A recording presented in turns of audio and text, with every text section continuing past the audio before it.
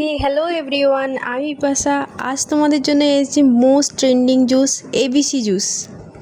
তোমরা নিশ্চয়ই সবাই জানো এবিসি জুস চুল এবং স্কিনের জন্য কতটা হেলদি। চলো তোমাদের দেখাই আজ এই জুসটা আমি কি করে বানালাম, কি দিয়ে।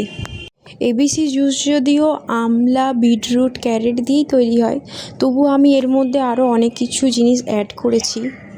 যেমন কমলালেবুতে আছে অ্যান্টিঅক্সিডেন্ট এবং ভিটামিন সি, যা ত্বক উজ্জ্বল করতে সাহায্য করে এবং বার্ধক্যের লক্ষণ কমাতেও সাহায্য করে।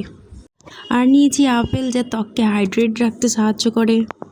আর রয়েছে গাজর, আমলকি, যা ত্বক সুস্থ রাখতে সাহায্য করে। এর সঙ্গে আমি কাঁচা হলুদও অ্যাড করেছি, আর অ্যাড করেছি কাঁচা আদা। আর আদা যে শরীরের পক্ষে কতটা ভালো সেটা তো তোমরা সবাই জানো।